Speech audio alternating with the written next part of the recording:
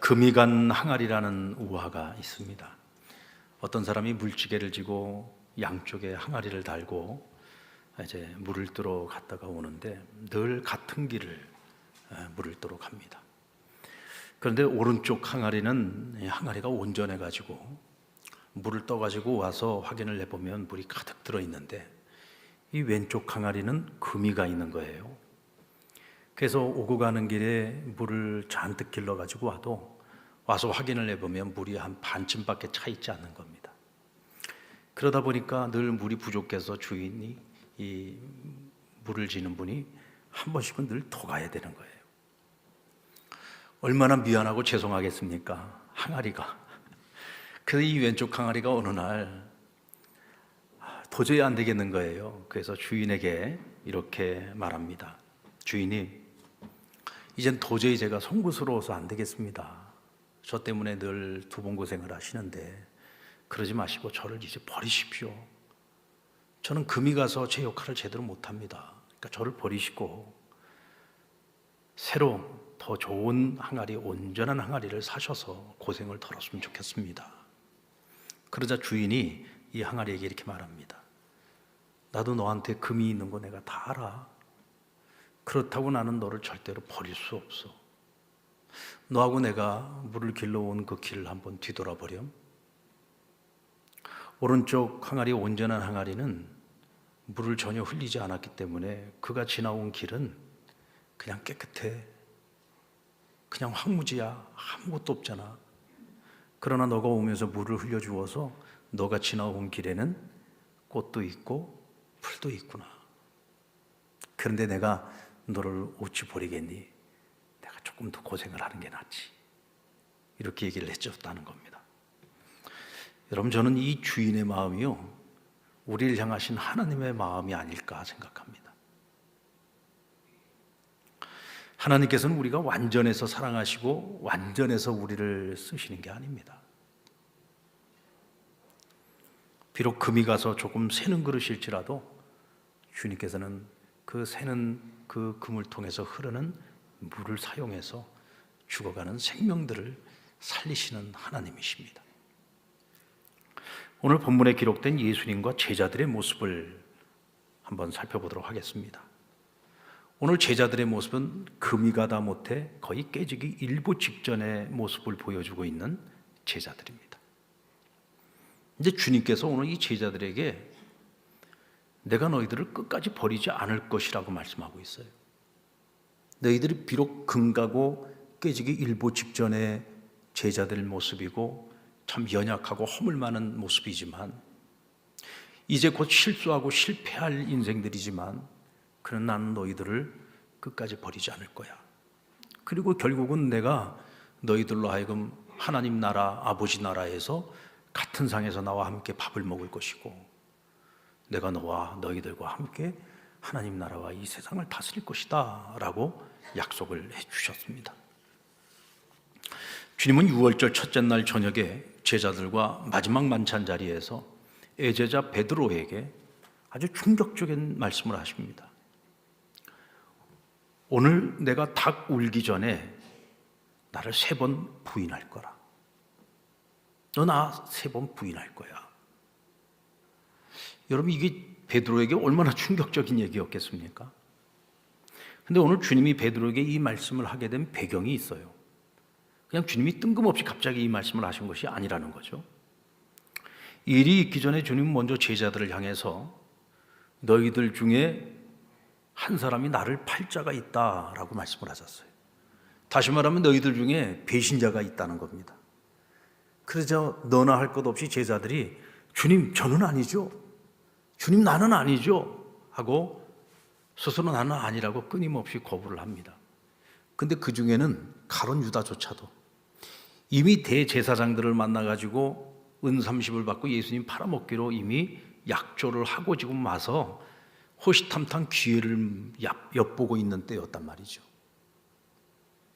지금 자기 얘기를 하고 있는데 아주 뻔뻔하게도 그 예수님을 많이 쳐다보면서 주님, 나는 아니지요 라고 주님께 물었다는 거죠. 대체 이 사람의 정신 상태가 어떤 상태인지 참 이해하기가 어렵습니다. 다른 제자들도 나는 아니죠, 나는 아니죠 하면서 나는 아니지만 어쩌면 너희들 중에 한 사람이 있을 수도 있어. 그러면 서로 의심하는 눈초리로 쳐다보면서 서로를 정죄하기에 바빴습니다. 그러다가 급기야 그들이 대화의 주제가 우리 중에 누가 가장 큰 자냐? 이제 예수님께서 세상에 새로운 왕국을 건설하시게 되면 누가 예수님 좌우편에 앉을 것이냐? 이 권력에 대한 탐욕을 가지고 스스로 자기의 그 타당성을 주장하면서 서로들 논쟁을 펼쳐가고 있었습니다. 그런데 여러분, 이때 누구 목소리가 제일 컸을 거라고 생각하십니까? 우리가 익히 잘 알고 있는 것처럼 베드로는 굉장히 성격이 급한 사람이고 목소리가 큰 사람이었어요. 아마도 베드로의 목소리가 제일 크지 않았겠나 생각합니다. 나는 절대로 아니라고. 나중에 주님께서 너가 나를 3번 부인할 거야 라고 말씀하셨을 때 이 베드로가 어떻게 반응했습니까? 주님, 저는 주님을 위해서라면 함께 옥에도 갈 수 있고 내가 내 목숨까지도 내어놓을 수 있습니다. 이 무슨 뜻이에요? 절대로 저는 아닙니다. 저들 중에 누구 한 사람이 있을지언정 저는 절대로 아닙니다. 그러니까 주님, 저를 의심하지 마세요. 저 때문에 걱정하실 필요 없습니다. 저는 주님께 끝까지 의리를 지킬 겁니다. 아주 혼장담을 했죠. 자, 그런 제자들에게 오늘 주님께서 나를 배신할 자도 있고 나를 부인할 자도 있고, 왜 그것도 주님과 마지막으로 식사하는 이 마지막 만찬 자리에서 오늘 이렇게 제자들에게 충격적인 발언을 하셨을까라고 하는 것을 우리가 생각을 해봅니다. 먼저 주님께서는 제자들에게 이걸 확실하게 하고 싶었어요. 너희가 비록 금이 가고 깨진 그릇이라고 할지라도 난 너희들 절대로 버리지 않는다. 난 너희들을 절대로 버리지 않을 거야. 주님께서는 오늘 그것을 그 제자들에게 확실하게 깨닫도록 주입시키고 싶었던 겁니다. 그래서 3번 부인해가는 말씀을 하시기 전에 먼저 주님께서 어떤 일이 있었는지에 대해서 말씀을 해주시는 장면이 나오는데요, 31절로 32절의 말씀을 우리 같이 한번 읽어보겠습니다. 시작. 시몬아 시몬아, 보라, 사탄이 너희를 밀가부르듯 하려고 요구하였으나 그러나 내가 너희를 위하여 내 믿음이 떨어지지 않기를 기도하였노니 너는 돌이킨 후에 내 형제를 굳게 하라. 여러분, 사단은요, 하나님의 자녀들을 자기 마음대로 시험할 수 있는 존재가 아니에요. 자기 마음대로 우리를 망가뜨릴 수가 없습니다. 반드시 하나님께 허락을 받아야 돼요. 우리가 잘 아는 욥기서에서도 사단이 욥을 참소하지 않습니까? 하나님께. 그래서 내가 마음껏 저 욥을 시험할 수 있도록 하나님께 허락을 요청하는 내용이 나옵니다. 사단은 오늘 제자들도 시험하기를 원했습니다. 저들이 실수하고 넘어지고 실패하고 결국은 스스로 죄책감에 빠지고 열등감에 빠지고 자괴감에 빠지고 결국은 절망의 늪에 빠져서 헤어나오지 못하고 다시는 주님께로 돌이키지 못하고 그냥 그렇게 망해버리기를 사단은 원하면서 예수님께 요청했다는 거예요. 내가 저들을 마음껏 시험할 수 있도록.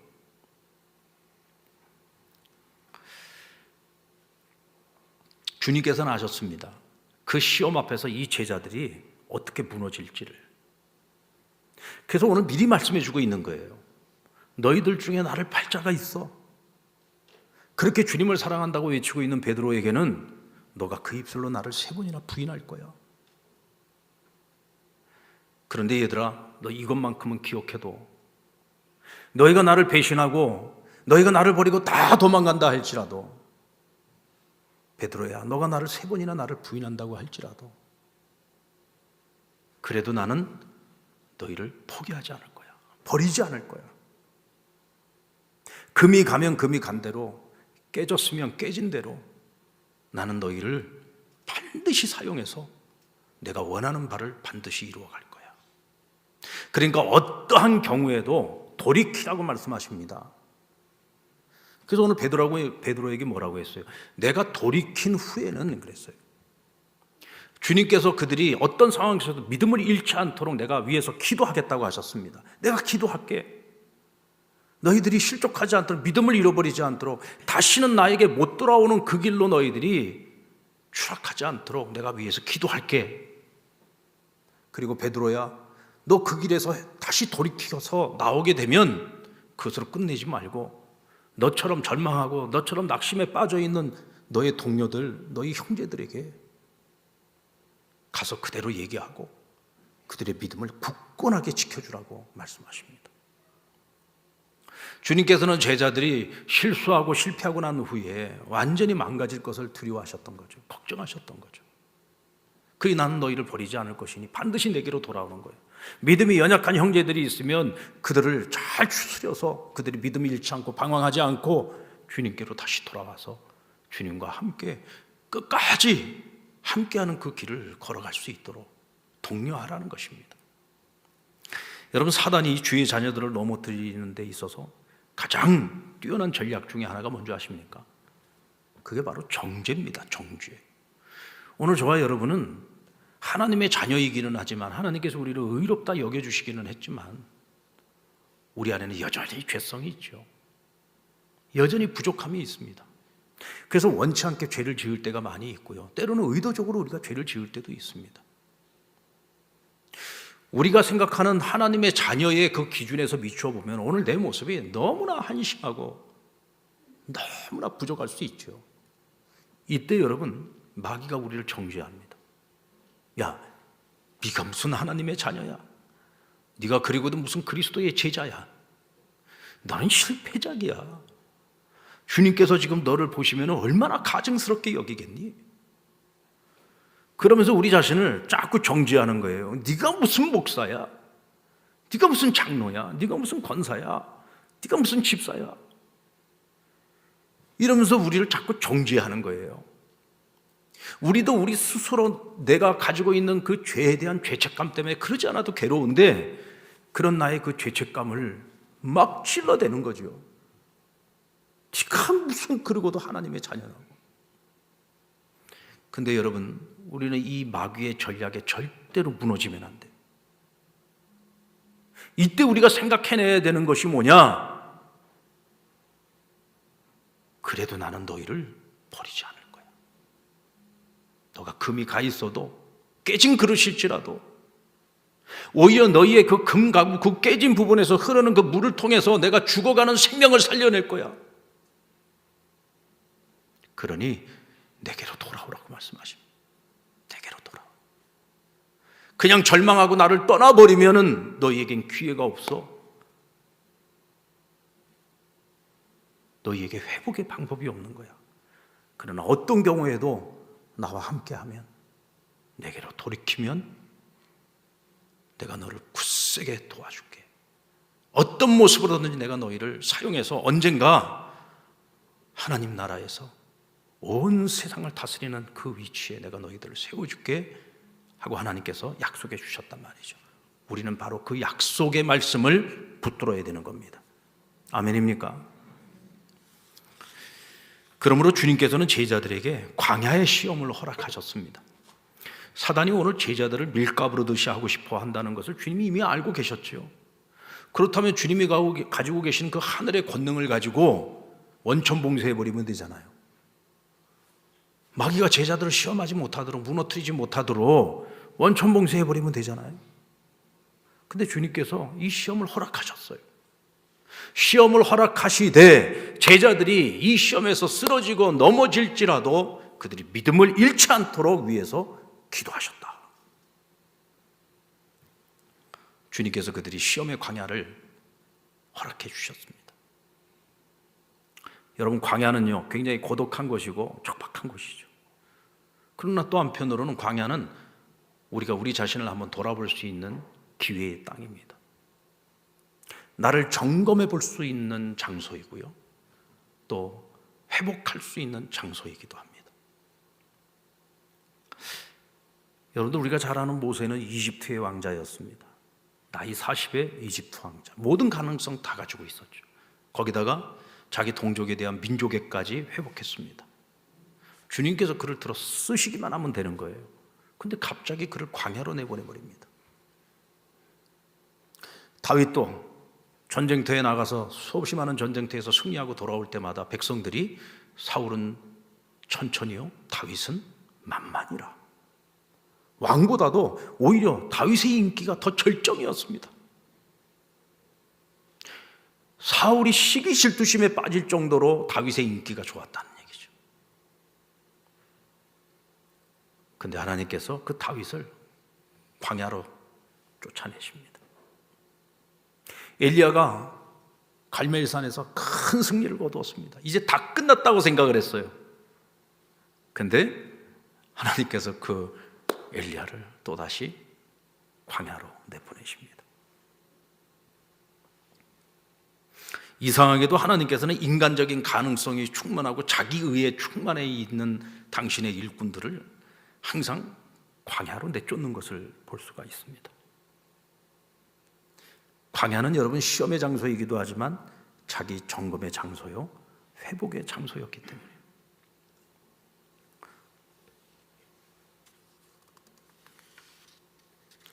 헨리 나우엔이 쓴 로마의 어릿광대라는 책이 있는데요, 이 책은 그가 이탈리아의 로마에 가서 5개월간 머물면서 4차례에 가서 어떤 큰 강연을 했어요. 근데 그 강연을 했던 그 내용들을 묶어서 만든 책인데, 이 책에 보면 이런 내용이 나옵니다. 그가 이제 호텔에서 묵고 있을 때 그 호텔에서 이렇게 바라보면은 그 로마의 아주 중심지에 아주 큰 광장이 있는데 거기 정말 금싸라기 땅이란 말이죠. 근데 보면 그 광장에 뭐 사람들이 별로 몇 사람 안 다녀요. 아니, 이 금싸라기 땅에다가 왜 이렇게 큰 광장을 불필요하게 만들어 놨을까?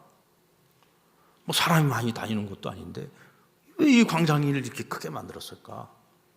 그런 생각을 한 거죠. 근데 어느 날 이거 보면서 생각을 한 거예요. 그 광장에 나와 있는 사람들 중에 일하고 있는 사람들이 한 사람도 안 보여. 그럼 거기 와 있는 사람들은 지금 다 뭐 하고 있느냐? 삼삼오오 앉아갖고 노닥거리고 있거나, 아니면 홀로 앉아서 명상을 하고 있거나, 아니면 혼자서 걷고 있구나. 이 사람들은 전부 다 자기들이 살고 있는 그 삶의 자리를 피해서 이곳에 와서 지금 쉬고 있는 거예요. 쉬고 있는 거예요. 명상을 하면서 자기 자신을 돌아보고 있는 거예요. 재충전을 받고 있는 거죠. 그러면서 이분의 생각이 바뀐 거예요. 아, 이 광장은 불필요한 공간이 아니라 사람이 살아가는데 가장 중요한 공간이구나. 중요한 공간이구나. 여러분들 뉴욕에 가면은요, 뉴욕구 맨하탄 중심에 센트럴 파크라고 하는 큰 공원이 있어요. 여러분, 이 뉴욕이라는 도시가 얼마나 삭막한 도시입니까? 뭐 그냥 고층 빌딩이 즐비하잖아요. 또 사람들이 또 얼마나 바쁘게 살아요. 여러분, 서울에도 가면은 지하철 가보세요. 막 사람들이 진짜 막 밀물 썰물처럼 밀려다녀요. 그리고 천천히 걸으면 큰일 납니다. 거기는 이 속도를 맞춰서 서울에서는 같이 막 빠르게 걸어야 돼요. 잘못하면 지하철에서 넘어져서 큰 사고 납니다. 왜냐하면 워낙 빨리들 걸어 다니니까 사람들이. 그냥 바쁜 거예요. 천천히 걸으면 내가 뒤처진다는 생각을 하는 거죠. 근데 여러분, 뉴욕은 날아다닙니다. 이건 서울은 될 게 아니에요. 뉴욕은 날아다녀요. 그러니까 그렇게 각박하게 그냥 정신없이 그렇게 살아가는 뉴요커들에게 이 센트럴 파크는요, 심장과 같은 역할을 하는 겁니다. 쉼의 시간을 얻기도 하고, 그곳에 자기를 돌아보기도 하고, 사람들과의 교제가 이루어지기도 하고. 만약 그런 공간이 없다고 한다면 뉴욕이라는 도시는 정말 삭막한 도시일 겁니다. 서울 여의도에 가면은 또 여의도 광장이 있고, 거기도 숲을 만들어 놨어요. 예전에는 광장만 있었는데 요즘은 가보면 거기에 이렇게 숲이 만들어져 있어가지고 이제 점심시간이 되면은 많은 회사원들이 식사를 하고 그곳에 와서 차 한잔 마시면서 이렇게 쉼의 시간을 갖는 모습을 보게 됩니다. 그것도 말하자면 심장이에요. 이런 공간들이 있어야지 도시 생활이 가능한 거죠.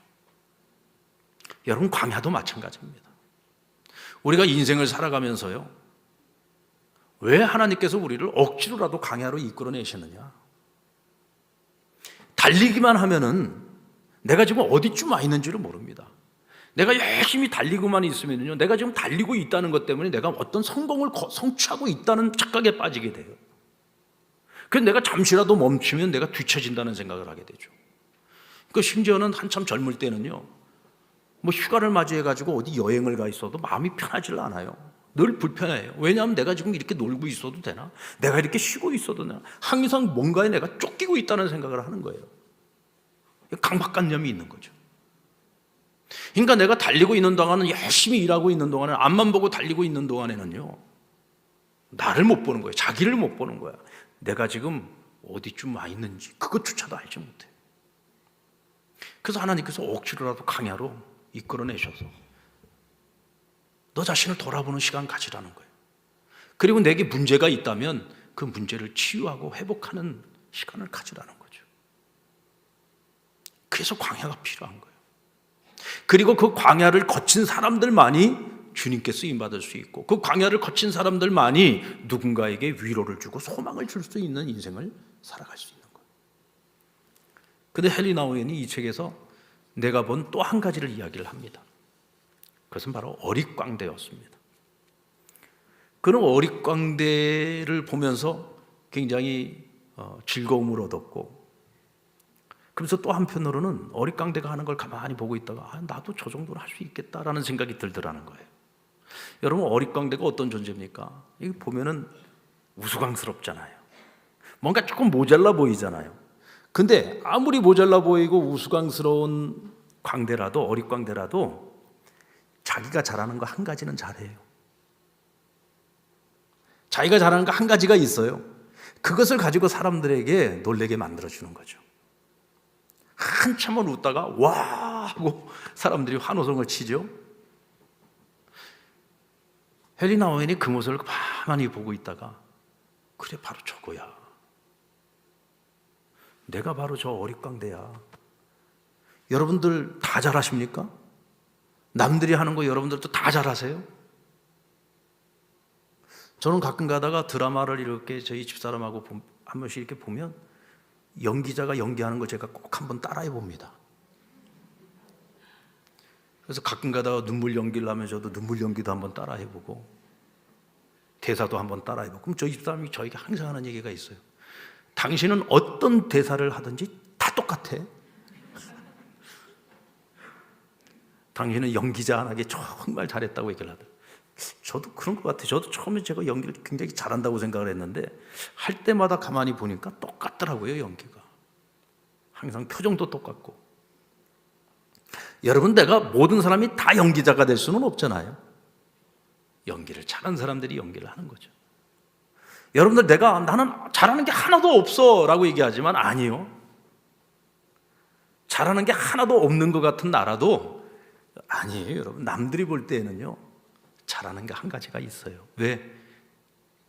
그 사람보다 내가 조금이라도 더 나은 것이 하나가 있거든요. 그러니까 사람들이 나를 보고 그거 하나는 참 잘한다 그래요. 여러분, 우리가 남들 앞에서나 하나님 앞에서 영웅이 되려고 할 필요가 없어요. 오늘 제자들이 너희들 중에 날 팔자가 있다고 할 때 왜 나는 아니죠? 라고 얘기했을까요? 본인들이 다 영웅이라고 생각했던 거예요. 절대로 나는 그럴 리가 없다고 생각, 나는 퍼펙트하다고 생각을 했던 거죠. 여러분, 우리가 영웅이 되려고 하면 안 됩니다. 주님 다 알고 계시는데, 사람들이 우리를 다 알고 있어요. 우린 절대로 영웅이 아니에요. 우리는 그저 어릿광대일 뿐입니다. 근데 여러분, 괜찮아요. 주님이 괜찮다고 말씀하세요. 너희들 다 잘하지 않아도 상관없어. 하나만 잘하면 돼. 너희가 금이 가고 깨지고 부족하고 연약하고 시험에 들고 실패하고 그랬어도 괜찮아. 너희가 내 옆에 있으면 내가 너희를 존귀하게 사용할 수 있어. 그래서 많은 사람들에게 기쁨을 주고 즐거움을 주고 많은 사람들을 위로하는 어릿광대로 내가 너희를 사용할 수 있어 라고 말씀해 주시는 거예요. 여러분, 우리 영웅이 되려고 애쓰지 말고 어릿광대 노릇을 잘 했으면 좋겠어요. 아멘. 여러분, 성경에 나오는 인물들 보십시오.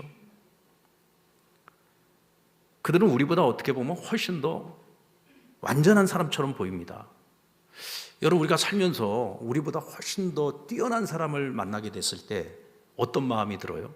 그 사람을 보면서 나도 한번 해볼 수 있겠는데 이런 생각이 들어요? 아니면 주눅이 들어가지고 저 사람은 저 사람이니까 저 일을 하는 거지, 그래 애시당초 그냥 포기해요? 우리보다 훨씬 더 나은 사람, 훌륭한 사람, 똑똑한 사람, 잘난 사람 만나면은요, 주눅 들어서 아무것도 하기 싫어요.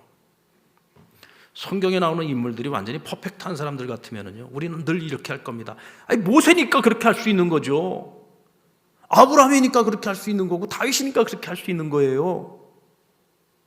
본래부터 그 사람하고 우리는 달라요 라고 얘기하면서 우리가 감당해야 될 일들을 아마 다 회피할 겁니다.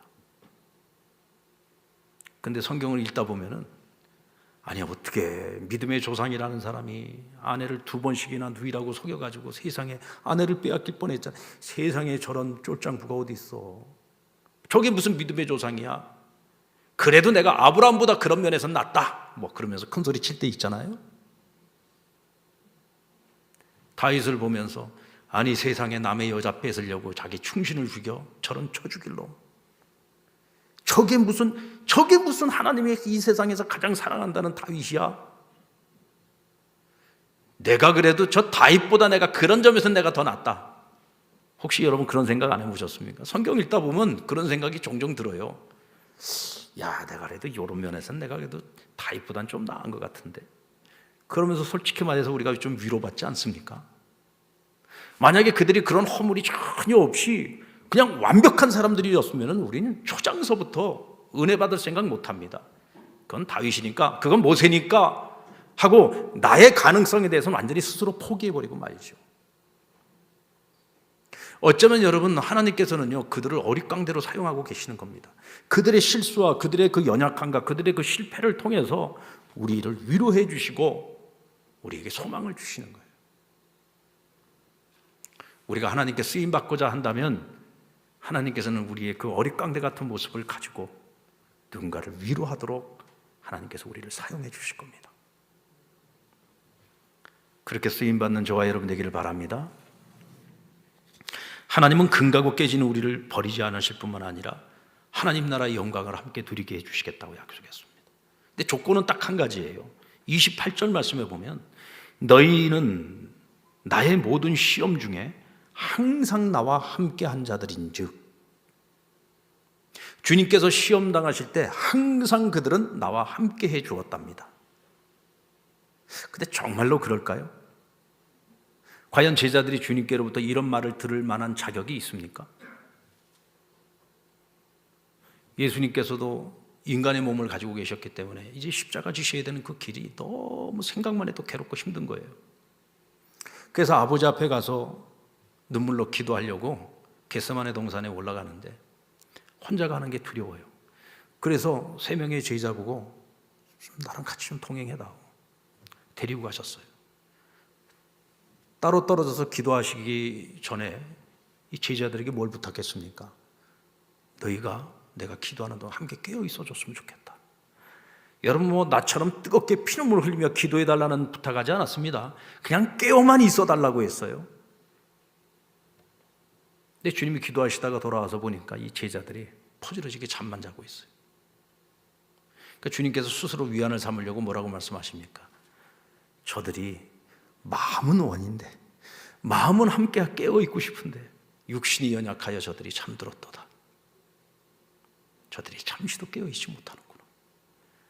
그리고 주님께서 스스로 위안을 삼으셨죠. 그게 여러분 제자들 모습입니다.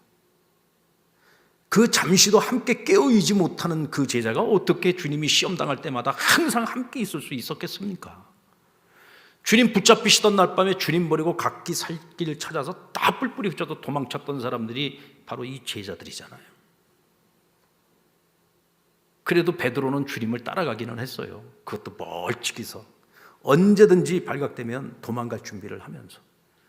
그러다가 제사장 집에 있는 계집 요정 앞에서 주님을 3번이나 부인하고 심지어 저주하기까지 하지 않았습니까? 그런 제자들인데 주님께서는 그들이 내가 시험 당할 때마다 항상 함께 했다는 말씀을 하고 있어요. 이건 팩트를 갖고 얘기하는 게 아니에요. 주님의 바람인 거죠.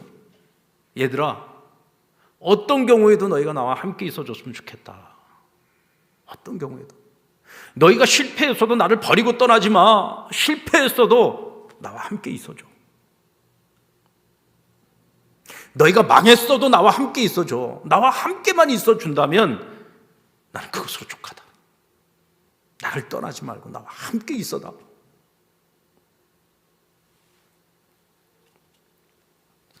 주님과 함께만 있으면 된다는 거예요. 근데 우리가 그것조차도 잘 못하죠. 여러분, 주님께서 우리를 사랑하실 때 우리가 온전해서 사랑한다는 생각, 이건 정말 착각입니다.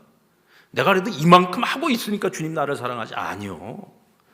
우리가 죽을 힘을 다해서 살아가도요, 주님 마음에 들 정도는 안 됩니다. 온전해서 우리를 사랑하시는 게 아니라 주님이 우리를 사랑하시기로 작정하셨기 때문에 우리를 사랑하시는 것이고, 어떤 허물이 보여도 끝까지 사랑해 주시는 겁니다. 세상에서 가장 어리석은 자는 스스로 깨진 그릇이라고, 난 자격 없다고 내가 주님을 떠나는 거예요. 아무리 모자라고 형편없어도 주님 곁에 계십시오. 그러면 주님께서 나의 깨진 부분을 다시 붙여서라도 사용하실 것이고, 때로는 깨진 그릇 그대로 사용하셔서 사람들을 위로하고 생명을 살리는 일을 위해서 사용해 주실 것입니다. 여러분, 이제 다가오는 이번 한 주간 동안을 우리가 고난주간으로 보냅니다. 주님이 걸어가신 그 십자가의 길을 함께 묵상하면서 이번에 우리가 다니엘 기도회를 하게 되는데, 이번 다니엘 기도회에 5명의 우리 강사들이 간증을 해 주실 거예요. 그분들의 간증을 들어보면요, 하나님께서 오늘날에 어릿강대로 사용하고 계시는 분들이에요. 다 금이 가고 다 깨진 그릇들인데, 하나님께서 그들을 다 깨지면 깨진 대로, 금이 가면 금이 간 대로 사용하셔서 하나님 영광 받으시고, 또 하나님께서 다시 붙이고 온전케 만들어서 또 그들을 더 존귀하게 사용하시는 그 하나님의 모습을 우리가 이분들의 간증을 통해서 듣게 될 겁니다. 저는 이번에 우리가 영웅이 되려고 하는 이 교만한 마음들을 내려놓고 정말 어릿강대의 그 마음을 가지고, 하나님, 연약하면 연약한 대로 저를 사용해 주실 수 없겠습니까? 깨지면 깨진 대로 저를 사용하실 수 없겠습니까? 하고 주님 앞에 겸손하게 무릎으로 나아가는 이번 고난주간 한 주간이 되었으면 좋겠습니다. 언젠가 하나님께서 하나님 나라에서 주님과 함께 식사도 하고 주님과 함께 온 세상을 다스리는 그날의 그 영광을 우리 모두에게 허락해 주실 것입니다.